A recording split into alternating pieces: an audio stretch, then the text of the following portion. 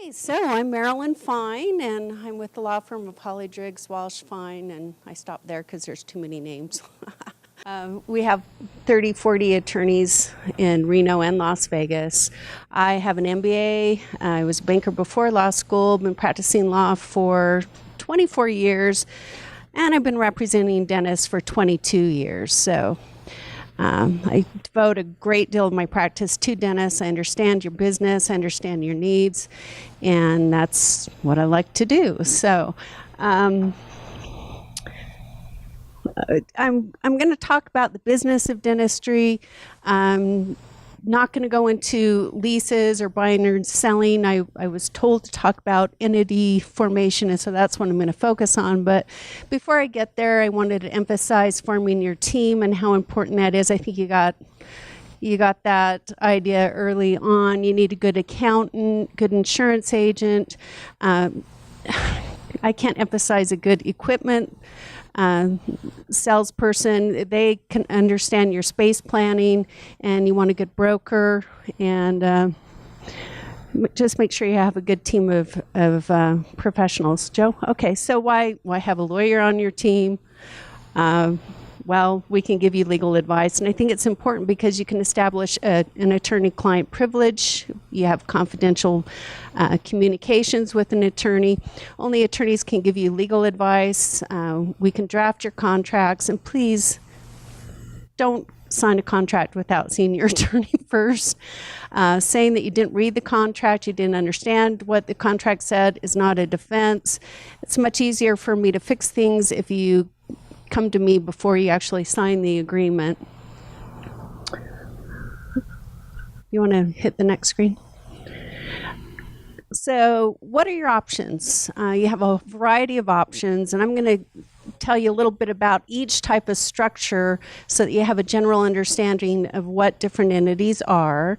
As a dentist, you're going to end up forming a professional practice, but a professional entity it is just a variation of one of these types of entities. So it's a good idea if you understand a few basics, and after a few years of practicing, you're going to be making a lot of money, so you may want to branch out and go into other type of business ventures. If you're going to work as an associate, I think it's a good idea you understand what type of entity you're going to work for and what those possible repercussions are going to be about. Okay, next screen. So when I talk about different business structures, I like to put it on a spectrum. So on one hand, you've got partnerships, and I'm going to put in sole proprietorships with them. And then on the other hand, you've got corporations. And to emphasize that, I'm going to just say over here in the corner is the partnership, and down here is the corporation. And I'm dancing around just to kind of bring home the point that they really are that different. The difference is the shield of how it can possibly limit your litigation risk and your liability. Go ahead and do the next screen. So a sole proprietorship is just that. I'm sure you all know what it means. It's just single owner, operates the business. As a dentist, you go out, you hang up your shingle, and you just start working away. You have absolutely no protection for liability limitations. And the same is basically true for a partnership. A general partnership is defined as two or more people carrying on a business for profit. The interesting thing about a partnership is that each partner is jointly and severally liable for the wrongs of the other partner. Each partner has equal management authority. So you don't have to ask your other partner before you make a decision, and you don't owe a fiduciary duty to your other partners. So that means that one partner can decide to dispose of goodwill, sell off assets, confess to a judgment without asking the other partner's permission. And that could have a negative repercussion on your business, and you don't really have any recourse against that partner for doing something like that. The thing about having joint and several liabilities is pretty scary from a legal point of view, because your partner can bind the partnership to an obligation that you have no idea they're doing, or they could act in a negligent or in wrongful manner and expose the partnership to litigation risk. And if a judgment's found against them, you are liable just as much as they are, and it's severally liable, which means that, let's say the judgment's for $800,000, that creditor can come against you for the full amount, even though you had nothing to do with it. So when I look at the pros and the cons of a general partnership, it's really hard for me to come up with pros from a legal point of view. It is less expensive to set up, and they're extremely flexible because they're not really regulated. But the cons are that the liability, the shared, the management, everybody has the same type of management and control. And also in common law, it didn't matter how much you contributed, you all got the same share. So if you have two partners, it's 50-50, even if one partner put in twice as much as the other partner. I go on for a couple of pages listing the cons because I'm not a big fan. And I kind of covered all of these points before, so we can just move on to the next screen. Okay, so now we'll go to a corporation, which is completely on the different spectrum as far as looking at different types of legal entities. And the cool thing about corporations is that it gives you a shield. It limits your liability. So the shareholders, the owners of the entity, are called shareholders. They don't have any liability for the obligations of the corporation. So if the corporation owes a debt and the shareholders didn't personally guarantee that debt, that creditor can't come back against the shareholders personally. Same is true as if the corporation does some sort of negligent or tortious act and a judgment's entered against the corporation, the judgment creditor can't come against the shareholders individually. Corporations are managed by directors. Shareholders have absolutely no control in the management other than electing the directors and approving the initial bylaws. Every corporation is governed by what we call bylaws. It's like a constitution for the corporation.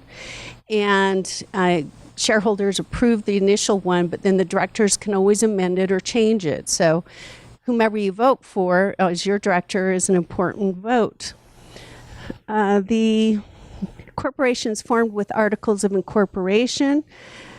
And the pros, again, are the limits of the litigation risk. You can limit your liability. You can also limit your risk exposure because as a shareholder, the most you're going to lose is the amount that you pay for your shares. You can have different classes and series of stock. This is at a C corporation level, and I'll go into the differences in a minute. The cons is that you have double taxation unless there's an S Corp election. And I have a DIY beware, do-it-yourself beware, because you want to be very careful if you're setting up a corporation by yourself or trying to manage it by yourself. You want to make sure that you have a legal advisor and an accountant to assist you in the process.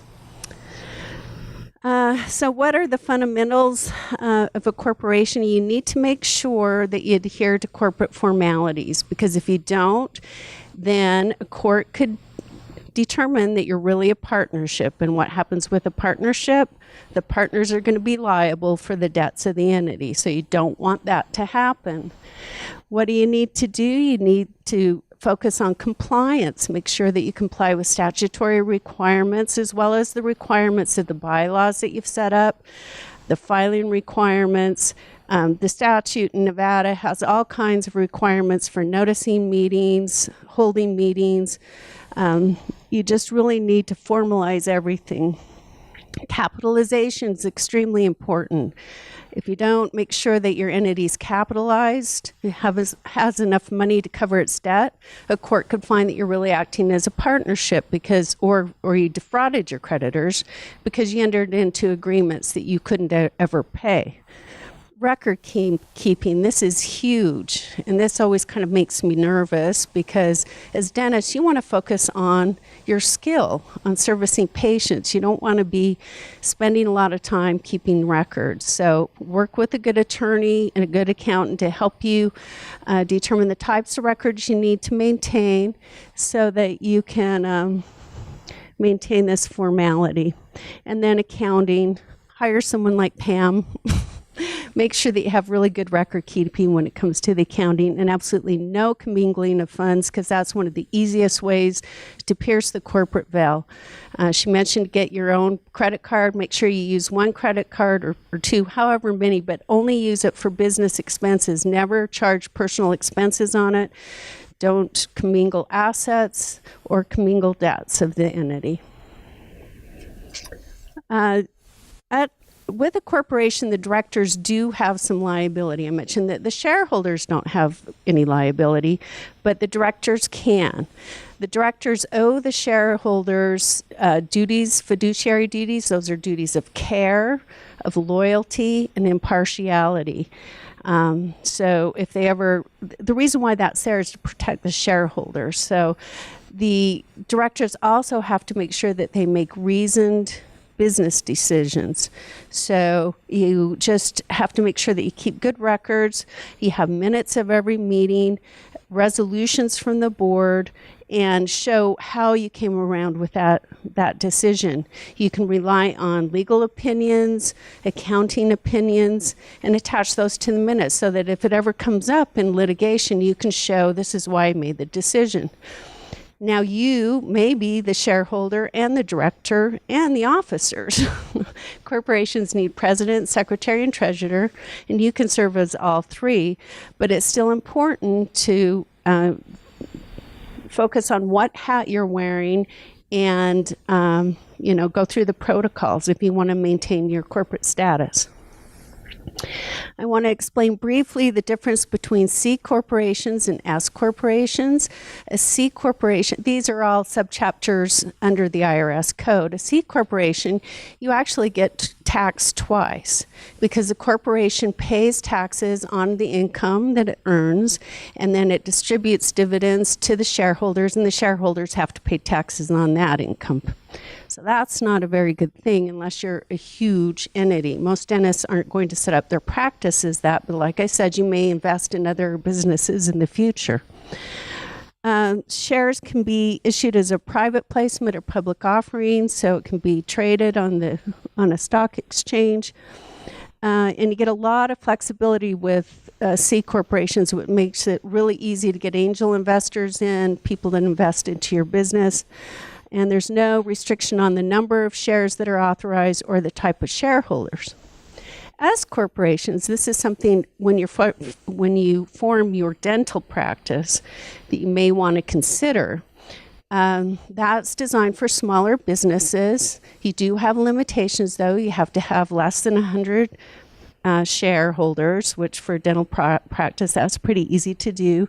You have to have natural persons, so that means that you can't have a corporation or an LLC be a shareholder of the S Corp, and you can't have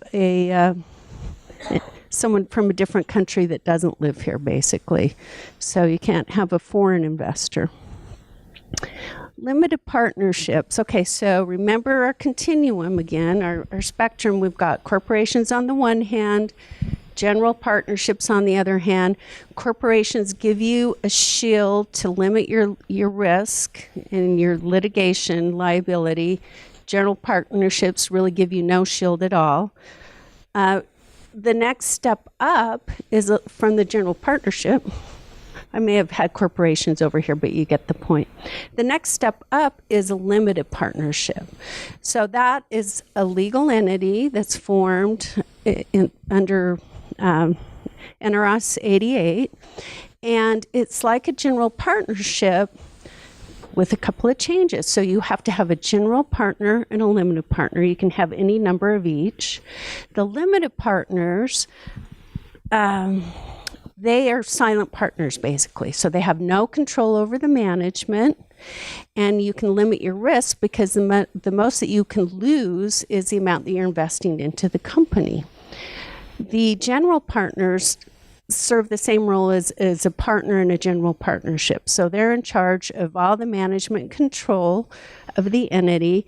And as general partners, they have the same risk exposure that they would as if they were in a general partnership. So when I'm forming a limited partnership, I typically will drop in a corporation into the general partnership or the general partner position so that I can try and limit the general partner's liability. A little bit about general partners. The management binds the entity. The limited partners don't have any control.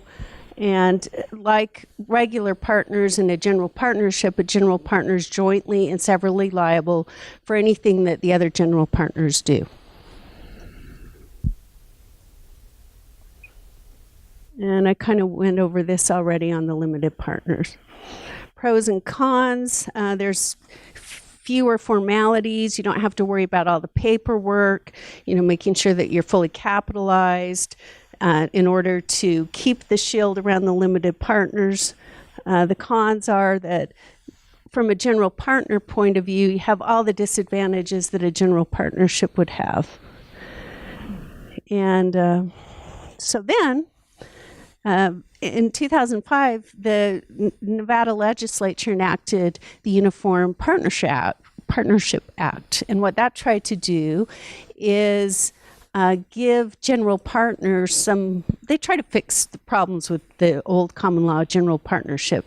So if you register under the act, you can pick up some protections. My favorite thing is that if you take title to real property as a joint tenant, tenancy in common, tenancy in entirety, you're not deemed a partner anymore. And that caused a huge problem in a lot of cases that I've had in the past.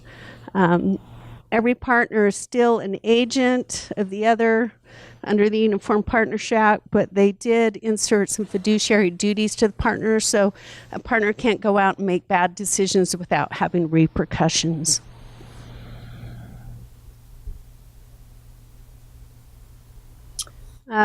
You can also have what's called a limited liability, limited partnership.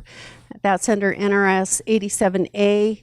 And that gives the general partners in a limited partnership the same type of protections that you would want to have.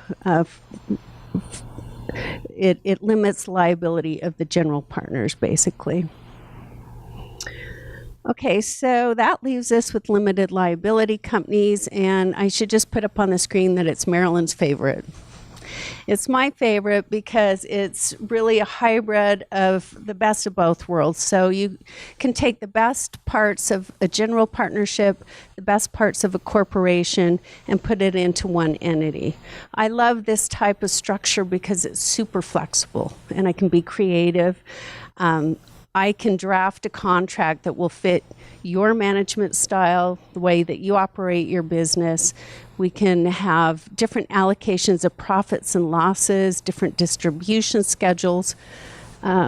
It's just extremely flexible, and if you mess up, it's easy to fix. So we can always amend it. It's fluid. It can always change. If you get busy in your practice and you don't follow up with me and there's problems in the paperwork, we can always correct it. And we don't have to worry about creditors trying to pierce through your corporate veil. Like a corporation, you can have different classes or series of membership interest. With a limited liability company, you can have economic members and non-economic members. It's just a super flexible structure.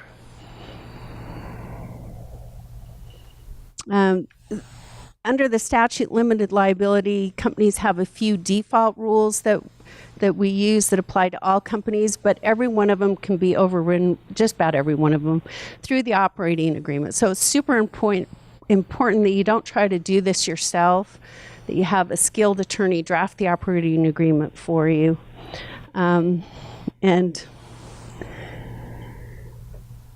I think I probably covered all of it. Another cool thing about limited liability companies is that the managers have limited liability as well. Remember, with a corporation, the directors have some exposure. You can limit the liability of the managers in a limited liability company through indemnification provisions. The statutes provide for that. Some of the advantages, I went over this. You get the best of both worlds, and it's really a good type of vehicle to use for an inexperienced business owner because, if you make mistakes, we can fix them. The downside is that it could have possible tax consequences. Unfortunately, if you are a member of an LLC, you can't be an employee, so you're going to get hit with self-employment tax. And, for that very reason, a lot of accountants recommend that you form a professional corporation instead. So how do you decide what type of entity is best for you? We know as a dentist, you're going to form a professional corporation, but are you going to go with, not a professional corporation. You can either have a professional corporation, you can have a professional limited liability company, or you can have a professional association. Which entity works best for you? It just depends on you, your management style, and you need to really sit down with your advisor and make sure that they understand all of that before they make recommendations. So now I'm going to tell you what types of professional entities, because if you're going to be looking at how to set up your dental practice, that's going to be one type of entity versus if you're buying a building, we would put it into a different type of entity. So again, you can have a corporation, a limited liability company, an association, or you could always just be a sole proprietorship. When it comes to professional entities, I put licensure, kind of a play on the location theme tonight, because that's really what you have to remember. As a professional, you can only be in business with other professionals. So all of the owners of the company have to be licensed dentists, and the management control has to be with a licensed dentist. Does that mean you can't have an office manager? No, you can delegate authority to other people as long as it doesn't have anything to do with the way that you're rendering your services. You need to make sure that you maintain control over that. There is an exception for estate planning, or if you die intestate and the matter has to be probated, your estate or your trust can hold an interest in the entity for a limited period of time. If we set up a revocable trust for estate planning purposes, you can serve as a trustee of your trust and still continue to hold your either membership interest or your shares in your professional corporation. Professional entities do have name restrictions. You should probably use professional corporation or professional limited liability company. You can also say charter or limited. You have to have at least one of the dentist names in the name of your entity. But that doesn't prevent you from coming up with a really snappy trade name. You can have a fictitious name that's completely different. So, for example, Dr. Wyman's entity is Wyman Dental, but your entity itself is Joseph Wyman. So his corporate name has his name in it, but we can file a fictitious firm filing where you can do business as Smiles or Us or anything that you think is a good marketing tool for you. And any kind of trademark or trade names that we develop for you can also be under a different name. You don't have to have your name in that as well. Finally, professional associations. These are really partnerships that are formed